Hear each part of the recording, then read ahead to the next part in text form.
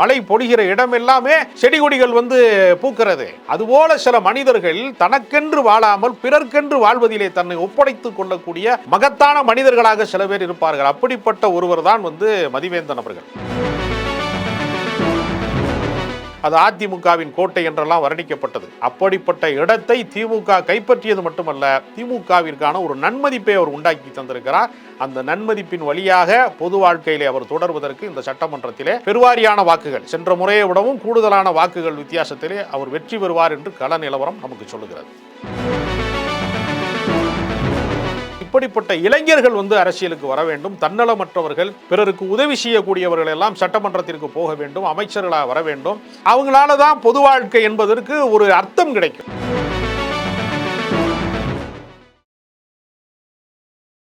ராசிபுரம் சட்டமன்றத்திற்கு வேட்பாளராக நிறுத்தப்பட்டிருக்கிறவர் ஏற்கனவே அங்கு சட்டமன்ற உறுப்பினராக மட்டுமல்லாமல் வனத்துறை அமைச்சராக இருக்கக்கூடியவர் மதிவேந்தன்.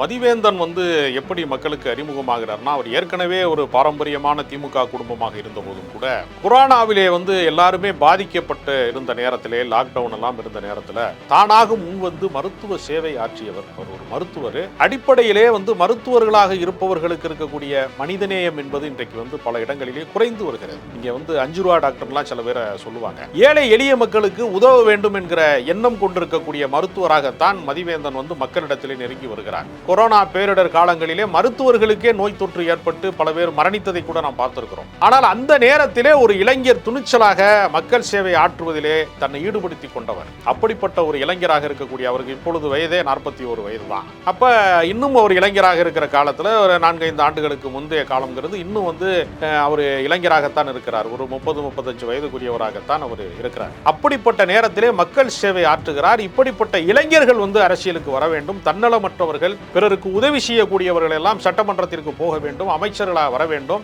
அவங்களால தான் பொது வாழ்க்கை என்பதற்கு ஒரு அர்த்தம் கிடைக்கும். ஏன்னா பொது வாழ்க்கை என்பது ஒரு தொண்டு செய்வது, மக்கள் நலன் சார்ந்து நாம் தனக்காக வாழ்வது கிடையாது, பிறருக்காக வாழ்வதுதான் பொது வாழ்க்கை. மழைக்காலத்திலே மழை பொழிகிறது, யாருக்காக பொழிகிறது? மழை தனக்காக பொழிவது இல்லை, மலர்கள் தனக்காக பூப்பது இல்லை, நதிகள் தனக்காக ஓடுவது இல்லை, எல்லாமே பயனளித்துக் கொண்டே செல்கிறது. நதி போகிற இடமெல்லாம் அந்த வயற்காடுகளை எல்லாம் ஈரப்பதமாக மாற்றி எல்லா இடங்களிலும் விளைச்சலை தந்துவிட்டு போகிறது. மழை பொழிகிற இடம் எல்லாமே செடி கொடிகள் பூக்கிறது. அதுபோல சில மனிதர்கள் தனக்கென்று வாழாமல் பிறர்க்கென்று வாழ்வதிலே தன்னை ஒப்படைத்துக் கொள்ளக்கூடிய மகத்தான மனிதர்களாக சில பேர் இருப்பார்கள். அப்படிப்பட்ட ஒருவர் தான் மதிவேந்தன் அவர்கள். இந்த ராசிபுரம் சாலை எல்லாமே நீங்க பாத்தீங்கன்னா இருவழிச்சாலை தான். ஒரு பஸ் போனா இன்னொரு பஸ் தான் வர முடியும், வேற எதுவுமே வர முடியாது. ஆனால் இவர் என்ன செய்யறாருன்னா, புறவழிச்சாலைகளாக உயர்த்தப்பட்டு இருவழிச்சாலைகளாக தரம் உயர்த்தப்படுகிறது.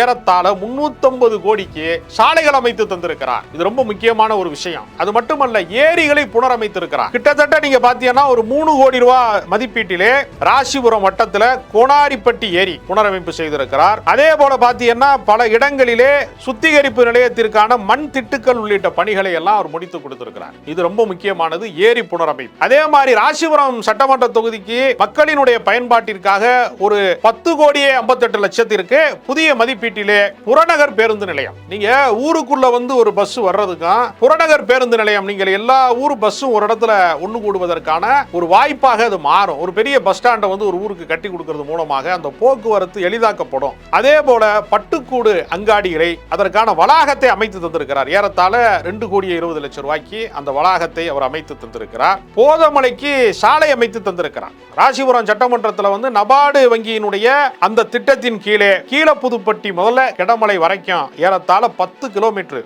அதற்கு 34 கோடியே 12 லட்சம் ரூபாய் வரைக்குமான செலவினத்தில் சாலை அமைத்து கொடுத்திருக்கிறார். அதே மாதிரி ராசிபுரத்தில் ஒரு மருத்துவராக இருக்கிறதுனால ஒரு 53 கோடி ரூபாய் மதிப்பீட்டிலே ஒரு பிரமாதமான தலைமை மருத்துவமனை, அந்த மாவட்டத்திலேயே ஒரு பெரிய மருத்துவமனையாக அந்த ராசிபுரம் சட்டமன்ற தொகுதியில் ஒரு மருத்துவமனையை அமைத்து தந்திருக்கிறார். அதே மாதிரி பார்த்தீங்கன்னா 20 லட்சம் ரூபாய் மதிப்பீட்டிலே தொடக்க வேளாண்மை கூட்டுறவு சங்கம் அதற்கான வணிக வளாகம் கட்டி கொடுத்திருக்கிறாங்க, கமர்ஷியல் காம்ப்ளெக்ஸ். அதே போல பருத்தி ஏலம் விற்பனை அமைப்பதற்கான அந்த வளாகத்தை கட்டி கொடுத்திருக்கிறார்கள், வணிக வளாகத்தை கட்டி கொடுத்திருக்கிறார்கள். அதற்கான விற்பனை மையத்தை ஏறத்தாழ 1.5 கோடி ரூபாய் செலவுல பருத்தி ஏலம் விடுவதற்கான விற்பனை வளாகத்தை கட்டி கொடுத்திருக்கிறார்கள். இப்படி களப்பணி செய்திருக்கிறார், மக்கள் பணி செய்திருக்கிறார், மருத்துவமனைகளை கட்டி கொடுத்திருக்கிறார். எல்லா தரப்பு மக்களுடைய பிரச்சனைகளையும் அவர் காது கொடுத்து கேட்கிறார். இருக்கிறார், ரொம்ப எளியவராக இருக்கிறார், அணுகுவதற்கு மிக சுலபமாக அவரை அணுக முடியும். அப்படிப்பட்டவர் இந்த முறை வனத்துறை அமைச்சராக இருந்தவர் மருத்துவத்துறை அமைச்சராக கூட மாறலாம், நாளைக்கு எந்த உயர் பதவிகளை கூட அவர் செல்லலாம், அதற்கான வாய்ப்பு இருக்கக்கூடியவராக.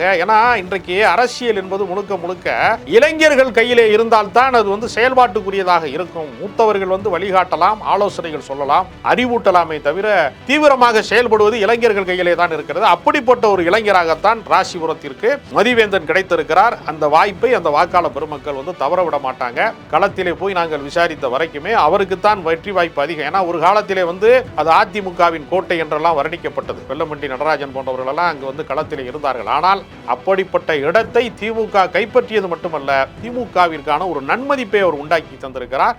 அந்த நன்மதிப்பின் வழியாக பொது வாழ்க்கையிலே அவர் தொடர்வதற்கு இந்த சட்டமன்றத்திலே பெருவாரியான வாக்குகள், சென்ற முறையை விடவும் கூடுதலான வாக்குகள் வித்தியாசத்திலே அவர் வெற்றி பெறுவார் என்று கள நிலவரம் நமக்கு சொல்லுகிறது. இந்த சமுதாயத்தில் இருக்கக்கூடிய இளைஞர்கள், தொழிலாளர்கள், விவசாயிகள், பெண்கள், சிறுபான்மையினர், புறக்கணிக்கப்பட்டவர்கள் அனைவரையுமே மேடேற்றுவதற்கான ஒரு சமூக நீதி இயக்கமாக திமுகவினுடைய திட்டங்கள் திகழ்கிறது. இந்த சமூக நீதி அரசு தொடர வேண்டும், இந்த விடியல் அரசு தொடர வேண்டும், திராவிட மாடல் அரசு தொடர வேண்டும் என்றால் மதிவேந்தன் போன்றவர்கள் எல்லாம் மீண்டும் வெற்றி பெறுவார்கள். அப்படி வெற்றி பெறுவதன் வழியாக இந்த நற்பணிகளும் இந்த தொண்டும் தொடரும்.